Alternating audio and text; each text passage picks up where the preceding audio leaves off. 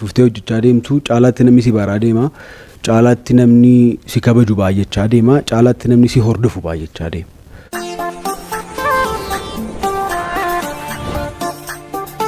Ashama harka fuunee akkam jirtu kabajamtoota fi jaalatamtoota hordoftoota Ayetuu Show warri biyya keessaa warri biyya alaa hunduma keessaniif nagaan waaqayyoo isiniif haa baay'atu isiniin jecha akkam jirtu nagaa fayyaa keessanii nagaa kootti waaqayyoof galanni haa ta'u.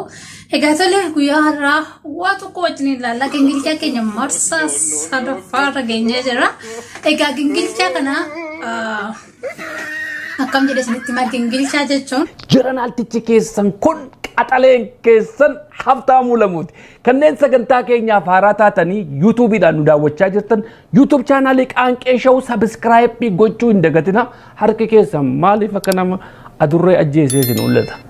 Chaanaalii keenya subscribe godha. Haga xumura sagantaa keenyaatti nu waliin turan afeerraa keenya yeroo hunda. Namoota wanti xiqqoo irraa kara guddaatti kolsikuudha. Garuu jechuun gingilchaa jechuun nama jibbitu gingilchuu osoo hin taane yaada jiru walitti fiddee waan hubatte sanirraa waa gingilchita malee nama jibbuu yookaan qeequuf miti. Egaa guyyaa har'aa immoo qaalii entertainment gingilchinee ilaalla. Qaalii entertainment maalirra jira kan jiru mee waliin ilaalla. Qaalii entertainment namoonni baay'een keessan akka hordoftan nin beeka. Qaalii entertainment torbee sadiin booda subscribe 30,000 isaanii kabajan. Subscribe 30,000. Subscribe 30,000 jechuun guddaa miti. Ijoollee kana hojii isaanii yoo ilaalan dhugaa dubbachuuf xiqqaadha. Isaan hin madaalu jechuu barbaadan.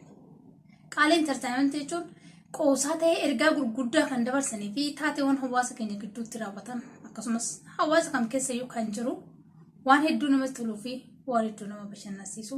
Kunuu isaanitti xiqqaata. Viidiyoo kana akkan argeen irratti nu hojjennee garuu tureetuma irratti hojjedhe. Mee maaliifan jara kana hin gingilchine hoo maali ergaan isaan dabarsaa turan hawaasa qoosaan isaan hojjetan diraamaan isaan hojjetan kuni namoota hedduu biratti jaalatama guddaa fudhateera. Egaa gaafa subscribe 30,000 isaanii kabajatanii waggaa tokkotti jechuudha. Koofin yookiin sirna koo taateewwan ijoollee sirna koo ta'anii kan hojjetanii isaan waamanii isaa wajjiniin dabarsan. Hedduu namatti tola. Isaanillee ijoollee ciccimoo, ijoollee jajjaboo kan yaadni isaanii hedduu namoota bilchaataa umurii isaanii caalaa yaadni isaanii baay'ee bareedaa fi hojiin isaanii boonsaa akkasumas yeroo hawaasa gidduutti kolfi dhibee fi yeroo hawaasa keenya gidduutti kolfi dhibee fi kolfi badatti kan nama kufalchiisan kan sammuu namaa firii godhan namoota gurguddaa osoo hin taane ijoolleen xixiqqoon kan laalan hojiin isaanii kan nama miine fi kan dhaloonni waan hedduu irraa baratanidha. Hojiin nuti hojjennu kana keessatti laali har'a tarii namni tokko namni jabaa wayii kan yaada sira bilchaataa ilaaluu danda'a. Yaadni kan kiyyoon taane ta'e kan ni jira jechuudha. Garuu ijoolleen nu booddee dhufanii kan nurraa waa baruu barbaadanis ni jiru jechuudha. Akkasumas nuti yeroo keenya kana keessatti maal gumaachinaa maal dabarsinaa maal dhaloonni nurraa barata inni jiru sun baay'ee barbaachisaadha. Egaa kanarraa mee yaadota keessummoota isaan affeerratanis jalqaba simannaa isaaniif ta'u kan ilaallee walitti deebina.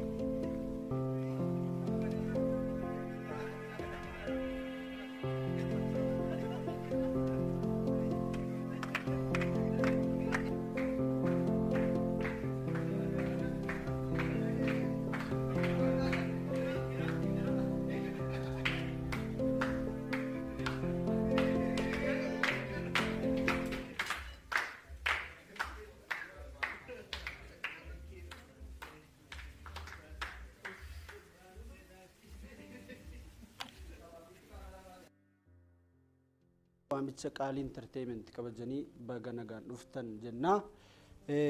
As gamanatti kan argaman gartuu qaalii entertainment as cina koo kanaan kan jiran Kofiin Team jabaa kiluunis jiru gaa maaliif akka isaan dhokatan hin beeku. Mee harkaanii egaa argitaniirtu simannaa haala namatti tolu qaalanii naqanii eegan jechuudha ijoollee sirna koo yookaan Kofiinii hojjetanii. Egaa as keessatti ijoolleen kun ijoollee baay'ee ciccimoo namoonni akkasumas jaaladhu hedduu isaan dinqisiifadhu hunduma isaanii jechuudha iddoon isaan jaaladha. Egaa mee asirratti yaadina gingilchee keessa fudhee wayiititu jira as keessaa keessummaa isaanii yaaman kana keessa asumaan bakka geessanii jedhanii kunuu isaan hin madaalu ganaa bakka guddaa ga'u hojiin isaanii boonsadha akkasuma bakka guddaa gaaniillee abdii guddaan qaba fakkeenyummaa namoonni irraa fudhuu fi hojiin isaanii yeroo baay'ee hedduu kan natti toluuf bashannanaaf kan sammuu ofiitti firii godhuuf dhaqanii ilaalanidha. Akkasuma waan guddaa irraa baratanii jechuu barbaadeen. Egaa ijoolleen kun yoo ta'anii ta'u hojjetanii yoo viidiyoo isaanii hordoftan ta'e mudannoo isaan mudate gaafa diraamaa hojjechuuf deeman matuma isaanii irratti gaafa diraamaan raawwatamu yaadni isaa yaada suni akka itti diraamaadhaaf yaadanii baanii irratti dhugaa ta'e dhugaa isa mirkaneessanii hojjetanillee dubbatanii jiru as keessatti jechuudha. Viidiyoo isaa haga wayyoon viidiyoon kun ni dheerataa tarii namoonni video dheeraa laalu waan jibbaniif jecha gabaabsee keessa waan fudhatanitti hima. As keessa ijoollee affeeraman kana keessa yaada gaggaarii kennanii fi yaada isaanii isin dhaggeessisan namoota muraasa irraa jechuudha. Akkasuma immoo anillee asumaan bakka gammaddanii jabaadha hojiin keessan hojii boonsadha baay'een isin jaaladha akka nama tokkotti isin kabaja. Ammallee kara fuulduraatti illee waan guddaa isinirraa eegna. Akkanuma immoo namoonni gaafa hojiin isaanii kun gisee jalqaba kaan hojii as keessatti waa hedduu dubbatan. Viiyuun isaanii nama 19 akka ilaalamaa ture. Bakka yeroo itti abdii su kutachiisu. Viidiyoo tokko gaafa hojjettee gallakkistu hedduu haamileen kan keessi bu'a. Jechuun waa tokko hojjettee itti dadhabdee gaafa fiddu yoo siif hin ilaalamne nama viidiyoo tokko bakka teenyee waraabnetu yoo nu ilaalamuu baate nu aarsa. Garuu isaan immoo hojii baay'ee dadhabanii diraamaa jechuun laayee miti waa salphaa miti jechuudha. Itti dadhabanii ta'u hojjetanii yoo namaaf hin ilaalamne abdii su kutachiisa sirriitti malee namoonni bakka ta'anii waraabanitu naaf hin ilaalamne jechaa jirraa miti. Isaan immoo aarsaa meeqa kaffalanii kaameramaanii fidanii waan ittiin hojjetan waa baay'ee na barbaachisa qaama takka lama jedheetu kanaan hin beekne baay'ee jira waan ta'eef jechuudha. Yaada umaddisiisanii akkasitti wajjin fali ta'anii mari'achuun yeroo nama gaafata. Isaan itti yaadanii hojjetanii jalqaba ilaalamuu fi gaafa didu hedduu abdiin kutachiisee jaanii jiru. Egaa asirratti immoo akka abdiillee kutanne ergaa cimaa nuuf ta'anuuf jechuudha. Wanti nuti gini ilaalamuu baates nuti kaayyoon keenya hojjechuudha waan ta'eef itti fufnee hojjechuudha kan nuti qabnu jechuudha. Akkasuma itti ammas dabalataa wanti jiru yoo jiraate as keessatti waaqoo namoota baay'ee ni beektu jedheen yaada nama baay'ee nama gaarraamii nama ta'e. Ana akka kootti jecha isaaf hin qabu nama baay'ee cimaa dandeettii addaa qabu ati hagam namaaf dhiifama godhuudhaaf keessi kan kee qophiidha. Namoota waan gaddisaa asirratti hojjetanii miti nama arrabaa si arrabse yookaan waa siin jedheef hagam osoo dhiifama si gaafate dhiifama gochuuf qophiidha. Osoo namni immoo dhiifama si gaafate ni goota ati yoo nama ni gaafatta. Balleessan isaa osoo ta'u nama ni gaafatta soba. Yoo jiraate nama muraasa tani kan akka waaqoo jechuudha. Egaa waaqayyo isaa eebbisuu namoota fakkeenyummaa guddaa namaa ta'ee fi yaada isaa keessatti dhugaa akka viidiyoo kana hojjedhu na taasise yaada isaati. Baay'een keenya ilkaaniin kolfaa keessi keenya hamina guddaa osoo waan keessi namaa banamee ilaalama ta'e namni ilmi namaa kun walitti hin dhiyaatu. Yoo anifati wal jaalanne dhaloonni dhufu wal jaalata. Anifati yoo wal jibbine akkanuma wal jibbu. Mee maatii tokko fudhaa. Ani fakkeenya maatii kan koo keessa gaafa abbaan fi obboleessi kan kuduraan baay'ee wal jaalatanii booddee wal lolan. Lafti dubbii qabdi yeroo baay'ee namni lafarratti irratti bu'a. Gaafa wal lolanii nuti fi ijoolleen isaanii kan wajjin taphachaa duraan jiru ni dhaabne. Kana jechuun abbaan kiyyaaf abbaan isaa waan wal lolaniif nullee wal jibbaa dhufna jechuudha. Kanaafuu gaafa anifati wal jibbaa dhufne ijoolleen kiyyaaf ijoolleen kun keessi waliin jaalatan. Kanaafuu yoo waan jaalala qabu hojjenne waa walitti nama dhiyeessu gaafa hojjenne dhaloonni dhufu walitti dhiyaachaa deema garuu kan adda fageessu yoo ta'es akkasuma adda fagaachaa deema. Viidiyoon kun isinitti dheerataa mee ergaa isaa waan inni jechuu barbaade mee wajjuma dhubanna mee laaluu qofa osoo hin taane sirriitti itti yaada waan kana. Mee yaadatti mee hubadha namoonni gaafa waan xiqqaarraa ka'anii bakka guddaa ga'anii bakka jirassanii bakka jalqaba qaanesanii inuma ni dagatu. Gaafa akkuma hojjechaa dhuftu hojii kana beeki nama guddaa miti namni xiqqaan illee ilaala jedhee as keessatti waa kun jabaachaa gaafa dhuftee ta'u guddattee xiqqoo beekamtii fudhachaa dhuftee of guddisuu ni dhufaa of tuuluu ni dhufaa kun dhugaa jiru malatti hingeeffamaa jiru. Kuni dhugaadhuma jiru nama keessa jechuudha. Gaafa beekamtii argattee namoonni sitti dhiyaatanii si dubbisuu si wajjin taphachuu si wajjin qoosuu suuraa si wajjin ka'uu waraqaa akka farramtuuf waan akkasii namoonni sitti dhiyaatanii waan akkasii wajjin dabarsuu barbaadu. Garuu namoonni kana carraa namaaf hin kennine jiru. Eenyutu isaan guddisee hawaasa kana? Eenyummaa inni simachuu dida hawaasa kana? Kana jechuun bakka kaanii of wallaaluu jechuudha. Asirratti.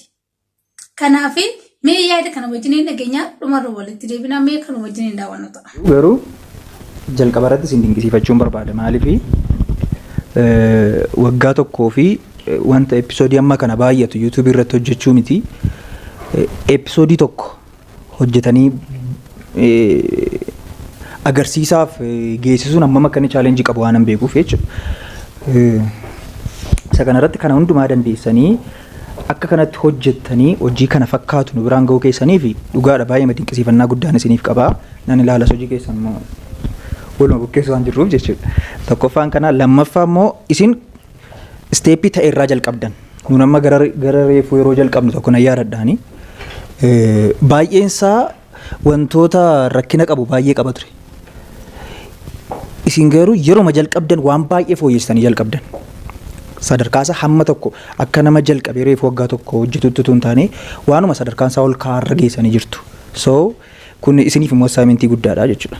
Kana booda waggaa isa taanutti waan kana olii guddaa isinirraa eegnaa namnis waan kana olii isinirraa eegaa jechuudha. Nan beeka aayidiyaa baay'een potenshaaliin akka isin bira jiru nan beeka. Garuu assaayimentii guddaa akka inni ta'e isin dagatina. Sadarkaa isin ammarra geessan baay'eema guddaadha. Akka isin salphaatti ilaaltan miti. Sadarkaa kanarraati kana booda baay'ee ariifattanii ol deemuu danda'utu isinirra jiraata jechuudha. Wantoota gurguddaa yaada ciccimaa gurguddaan isinirraa eegaa hojii isin amma ammaatti hojjettaniif garuu dinqisiifannaa guddaan qaba isinii fi jabaadhaa jechuun barbaada. Wantoonni waliin hojjennu immoo yeroo dhiyootti iyyuu nuyi yaadni bukkee waan jiruuf amma isinii waan hirmaachisu hojii wayii qabannee waan jirruuf walii wajjin akka hojjennu immoo asumaan yaada wayii kennuu barbaada.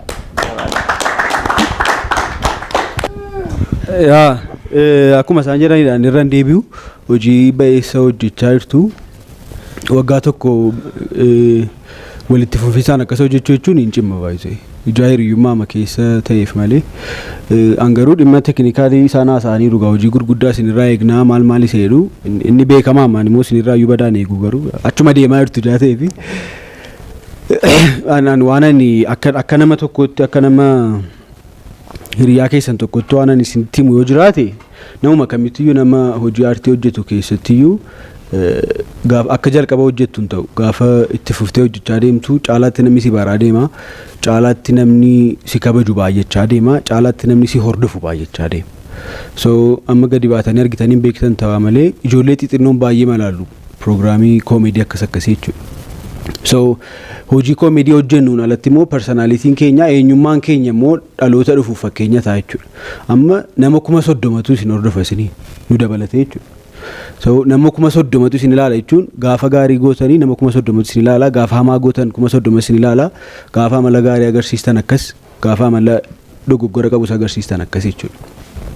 Kanaafiyyuu namni muka guddaarra si ol ba'u namni si ol iddoo fagoo jiru akkan kufne of eeggata mitiire maaliif namni lafa jala jiru amma rakkina qabu yoo makufeyyuu amma warri gaggabaaboon yoo kufe rakkina qabu ayyoon kufe nan miidhama garuu maqaa namaan lawali kanaafiyyuu guddachaa amma deemtanii subscriberii 30 isin madaalu booriftaan 100,000 miliyoona tokko galuu dandeessu gaafa sana garuu jaalala amala nama kabajuu ammam yoo beekamtaniyyuu ammam yoo jaallatamtaniyyuu ammam yoo namni isin dinqisiifateyyuu gidduutti immoo namuma noormaalii akka taane immoo yaaduun immoo gaarii yeroo baay'ee nama qortii wantittiin kottaa suuraa kanaan hin baay'ata kana booddee meeseejiin isinii baay'achuu danda'an illee cufeera karaasaa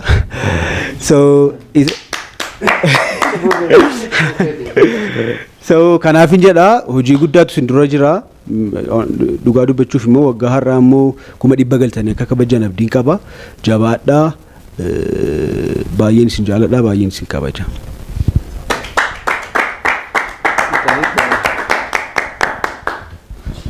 jalaa fixanii waan naasa wallee hin qabu walumaa galatti akkasumatti hin jaalaluma yoon isinitti agarsiise malee ani jechuun yeroo isaan charchiitti hojjetanis beekaa duraanis gammeessi dursee beekaa dandeettii isaanii durumaan iyyuu beekaa achi gootitu isaan gara yuutuubiitti hin dhufini yeroo sumayyuu baay'een isin jaalladhan ture amma immoo viidiyoo keessan yeroo baay'ee gaafan ilaaluu koomentii isiniin barreessaa jabaadhaan isiniin jedha baay'ee waan ilaaluu jaalladhu jechuudha cal jedhanii malaalanii galanii koomentii barreessanii baan utuu hin taane guutummaa isaa taa'inaan ilaala baay'een jaalladha kanaafuu jabaadhaa itti fufaa akkuma kanatti baay'ee sawaaqoon inni amma dubbate pointii baay'ee importantiidha anaan mataa isaa na gorsee ture gaafuma jalqabaa jechuudha kana booda amma nama baay'ee si hordofu jira nama baay'ee duratti beekamaa dhufta waan ta'eef yeroo sana amma ol kaatu kan ammoo gadi jechuu waaqa si uume sodaachuu kana barteennaan yoomiyyuu taanaan barri dhufee sittiin darbuu jabaattee akka kabajamteetti haftaa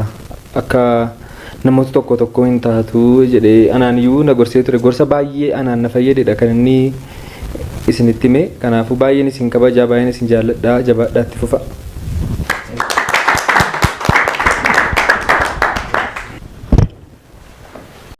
Dhageessaniirtu hedduun argitaniirtu yaada baay'ee barbaachisaa ta'e. Egaa namni tokko viidiyoo dheeras gaafa waraabu waan keessaa fudhattu qabda waan keessaa barattu qabda yaada namaa gaafa dhaggeeffattee si fayyadu soo baate si miidhu dhugaan siin jedhama. Jechuun nama dhaggeeffachuudhaaf yookaan isin hin beektu yookaan jettee bira hin darbine laalima yaada nama sanii. Namoota gurguddaa keessaa wanta dhabdu namoota xixiqqaa keessaa wanta argattu ni jira. As keessaa waa tokko akka barattan abdii guddaan qaba. Namoota meeqatu osoo baruu bakka guddaa ga'e nama xiqqaa garagalee ilaalaa. Eentu yaada namaa hubataa. Waan nu hojjennu kana hoo eentu nu hordofaa akka jirullee nu agarsiisa jechuudha. Har'a namoonni baay'een sooshaal miidiyaa kanarratti carraa argatan kanatti waan dhalootan fayyadne waan dhaloota burjaajessu waan dhaloota walitti buusu waan jibba wal gidduu namaa buusu aadaa safuu kan cabse namoonni hojjetan ni jiru. Kana fuulduraa hoo dhaloonni maalirraa eega. Namni tokko gaafa waan tolchu hojjechuu wallaalu waan balleessu hojjechuu wallaalu. Kun yaada kooti. Egaa kabajamtoota fi jaalatamtoota keenya akka kanatti bohaartan abdii guddaan qaba. Akka warraa baratanis abdii guddaan qaba. Eebban maal jedhe? Koomentii nan barreessaa jedhe. Eebban maal jedhe? Koomentii barreesseen hin ba'a jabaadhaa jedheenii jedhe. Kana jechuun koomentii illee akkasuma nan barreessuuf isaanii jechuudha. Waa'ee koomentii irratti ammas waan nan dubbadha garuu baay'een isin jedhadha baay'een isaaniif dhufa. Namoota koomentii warroota gurguddatan kanaa miti tarii baay'ee namaatiif deebisuu dhabuu danda'u. Namoonni koomentii namaa faayidaa maalii qabame fakkeenyaaf. Osoo kun namoonni koomentii namaa hin deebisne har'a jechuudha yuutuubaroon nama guddachaa jiranii koomentii namaa gaafa hin deebisne namoonni yaada siif kennuudhaaf siif barreessuudhaaf akkasumas dhiphatan. Maaliif beektaa osoo dubbattee illee koomentii nama sanii yoo ati hin deebisne yoo ta'e agartee mallee ati dubbifadhu si fayyaduu baatte dhiisii. Garuu koomentii namaa laayikii illee yoo hoggaa hin goone fi namoonni koomentii deebisanii si barreessuudhaaf fedhiin isaanii baay'ee gadi bu'aadha. Maaliif beektu? Osoo ati dogoggora qabaattee yaada siif barreessuu barbaada tarii namni sun. Garuu sababa ati koomentii namoonni barreessiif san hin deebisnee fi namoonni deebisanii yaada siif kennuu irratti hin kaka'umsaan qaban maaliif akka waan ati hin dubbisneetti akka waan ati hin laalletti si beeka waan ta'eef jechuudha. Sababni isaayyuu ati argitu sin deebisne waan ta'eef namoonni akkatti si hubatan hin qaban yaada siif kennuu irratti illee jechuudha. Namoonni koomentii waa feeyyoo isiniif barreessan koomentii namaallee deebisa. Yaadni namaa barbaachisaadha. Namni tokko amma yaada keessan koomentii naa barreessaa jedheen koomentii si barreessee yoo ta'an deebisne akka waan hin argine sitti yaada namni tokko irratti yaada keessa irratti hubatee waan xiinxalee waan siif kennee namoonni yuutuubii gurguddaa qaban kan nama deebisan fiyyuu warroonni 100 ol qaban kan namaaf deebisan ni jiru. Kana jechuun yaada kan keessan ni ilaalu jechuudha gadi booni maal akka ati barreessiteef. Namoonni barraa'ee fi hin dubbisnes jiraachuu mala dubbisanii tumas immoo kan cal jedhan jiraachuu mala garuu haga wayii deebisuu dhumatu gaariidha. Egaa gingilchaan keenya guyyaa har'aa kanuma fakkaata wanti akka baratan abdii guddaan qabaa dogoggoroo jiraates immoo nuuf bulchaan isiniin jira akkasuma ijoollee kana haga dandeessaniin gargaaraadhaan isiniin jira. Ani gara kootiin hedduun isin jaalladhu isin kabajan isiniin jira akkasuma daawwattoota kootiin guddaa galatoomaa ulfaadhaa horaa bulaa deebanaa. Bye bye.